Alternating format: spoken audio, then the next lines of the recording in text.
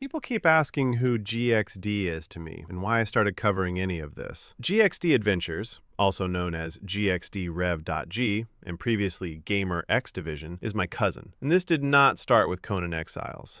It goes back years, all the way to World of Warcraft. Back then, another cousin of ours got both of us into online gaming. I played a Tauren hunter named Shadow Bison. GXD played an Orc Death Knight named Zythos. We were on the Zangarmarsh server. Even early on, though, these gaming spaces were never just about the game. They were wrapped up in family drama, online relationships, cliques, and people building fantasy social worlds that spilled over into real conflict. After one round of drama tied to our cousin's circle, I stepped away from the game for a couple of years. Later, GXD got me interested in trying World of Warcraft again, so I came back and joined his guild, Midnight Ship Raiders. The guild was small, and when we ran Icecrown Citadel for the Shadowmourne questline, it usually was not the whole guild. Most of the time it was just GXD, me, and maybe one or two others. Then came one of the first major misunderstandings I still remember clearly. GXD and I were already in the middle of a conversation about old school memories and people we had known growing up. I was talking about one specific girl from middle school who had been loud, disruptive, and constantly in trouble in class. I was not talking about anyone in the guild, but GXD's girlfriend at the time, Phoebe, logged in halfway through, saw only the last part of the conversation, and assumed I was talking about her. Instead of asking for context, she accused me of being disrespectful, insensitive, and sexist. She turned it into an argument over something that was never even about her in the first place. She blocked me. Later she tried to apologize, but by then I was done. I left the guild and moved on. After that, I joined Righteous Chaos, one of the stronger guilds on the server at the time. They had 2 raid teams, and I was on the second team. We worked hard to gear up and improve, but every time we got somebody trained and ready, the main team would pull them up for themselves, which kept our team from staying stable. Eventually, our second team split off and joined another guild, Bad Company, where we became the main raid team. But even there, more problems followed. One of the other hunters tried to take me under his wing and train me. He wanted me to stop using add-ons and memorize everything manually. But it was not just advice. The way he handled it was controlling, overly competitive, and frankly inappropriate. He mixed class coaching with ego and sexualized comments, which made the whole thing uncomfortable and crossed lines that should not have been crossed in the first place. That is why I say this pattern goes back further than people realize. When I talk about GXD and the environments around him, I am not talking as some random stranger on the internet. I knew him personally. I knew him as family. And I saw versions of the same patterns years before Conan Exiles ever entered the picture. Drama, clique behavior, ego, control, and people turning shared spaces toxic. So no, this did not come out of nowhere. And no, this did not begin with Conan. From my perspective, this is part of a much longer history. There is one more detail from the World of Warcraft years that I think is important, because it was one of the first times I remember feeling genuinely uncomfortable with the kind of space forming around GXD and the people connected to him. At the time, GXD, my sister, and I were sharing a computer. During those years, GXD and Phoebe had downloaded adult-themed mods and backgrounds onto that shared computer. And for me, that was one of the earliest moments where sexualized content started showing up in a shared gaming space in a way that I did not feel comfortable with. That stuck with me. Because looking back, it feels like an early example of a larger pattern. Sexual themes, blurred boundaries, and people acting like everyone else should just accept whatever atmosphere they created. Eventually, my sister and I let GXD keep the laptop, especially after his mother started limiting our shared access and usage in a way that clearly favored him keeping it. So after graduating high school and getting my first job, I saved up and bought my own laptop so I could play on my own system. I kept playing World of Warcraft up until the Blitzchung controversy and Blizzard's response to it. After that, I stopped playing WoW and never really went back. Then, about 3 or 4 years later, GXD invited me to play Ark Survival Evolved. And Phoebe was still around at that point too. So again, this is why I say these connections and these patterns did not stay locked in one game or one era. They kept resurfacing in new spaces, with many of the same people still involved. By the time Ark Survival Evolved came along, this had already moved way beyond just online gaming. During that era, Phoebe moved from Washington State to Virginia to attend university. From what I understood, her dad had been paying for school at first, but eventually cut her off after she changed majors multiple times. Because she was here in person now, the dynamic changed. She was not just an online presence anymore.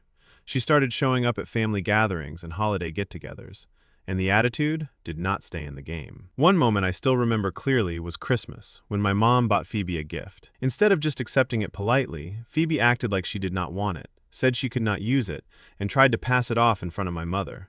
That stuck with me because it felt rude, dismissive, and ungrateful. It was one of those moments where the social tension had clearly spilled into real life. Later on, I also came to understand that Phoebe came from money, and from what I understood at the time, she was also trying to get GXD to move back out west with her. Eventually, GXD did move, along with his mother and Phoebe, and during that period, ARK became the next major chapter. While we were playing Ark together, GXD talked about wanting to turn server-related game assets into NFT-style items to sell for cryptocurrency. Phoebe appeared to help promote that direction through Facebook and a Wix site. From what I saw, that site advertised packages and tied them to Ark server content. That stood out to me because the core assets were not something he had made from scratch. They were based on the game itself, server settings, and large amounts of modded content he had downloaded and configured. That was where my frustration started growing a lot more. And on top of that, he kept piling on more and more mods to the server. It got so excessive that my computer started struggling badly. The lag kept getting worse over time, and eventually my system crashed trying to handle it. So again, it was the same kind of pattern in a different game. Overreach, frustration, and environments becoming harder and harder to tolerate. As Ark went on, I started seeing more of the same kinds of things that had already made me uncomfortable back in the World of Warcraft years. GXD kept downloading more textures, more adult-themed mods, and more sexualized content into the game. It included things like nude or lewd female character models and suggestive loading screens. So for me, that was not some random new issue.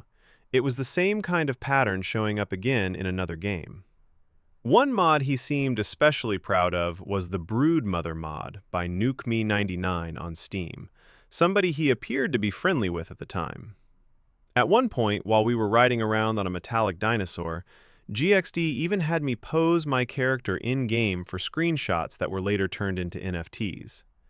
That tells you where the mindset was going. It was becoming less about just playing and more about turning game spaces and in-game visuals into something commercialized. Later on, GXD and Phoebe had me helping scout caverns for a new base because they were talking about expanding the server into something much bigger. But by then, the game was getting harder and harder for me to even run. The server was overloaded, the mods kept piling up, and the lag was getting ridiculous. One of the last major things I remember was going into a raid area packed with glowing floating chests, mobs, and a bunch of cluttered modded content. Then, GXD pulled the room and triggered a fire-breathing dragon fight. I got wiped repeatedly, the lag kept spiking, and eventually the game crashed altogether. That was it for me. I never went back, and I ended up removing Ark from my Steam account completely. So again, when I say these patterns go back a long time, this is what I mean. Different game, same problems. Sexualized content, over-modding, commercial ambition, instability, and environments that kept getting more frustrating the longer I stayed around them. Between Ark and Conan, a lot happened. COVID happened, and during that period, GXD's mother, my aunt, passed away from complications. Around the same general time, he and Phoebe also broke up. From what I understood, she had still wanted him to move to Washington, but that ended up falling through. Another aunt bought plane tickets for both herself and GXD so they could come back to Virginia from Montana. When he got back, he stayed with us at my aunt's house and slept on an inflatable camping mattress in what was my niece's playroom at the time. That whole period felt surreal, especially because my aunt's remains did not arrive right away. They were shipped back nearly a month later from cold storage before the funeral could happen. And in the middle of all that, GXD was already starting to shift into a new phase. He was talking about building a makeshift hut on the hill behind the house and filming himself outside doing survivalist-style stuff, like tossing rocks and cutting grass, which he posted to YouTube before later privating the video. We watched him doing all that from the back door and honestly thought it was funny, because he already had a perfectly good place to stay. It felt more performative than necessary. After the funeral, he got involved with a local Freemason group that met at the Masonic Lodge nearby. Around that same time, he also met another girl who he introduced to us online as GXD Ghost. Then came the real starting point of the Conan chapter. He invited both me and Ghost into Loki's Den on Discord, and at the very beginning it was just the three of us, GXD, Ghost, and me. That was the starting point for what later became the Conan Exiles server and the larger GXD Adventures community. So when I say I was there from the beginning, I mean that literally. I was in that original small circle before it turned into the larger thing people know now.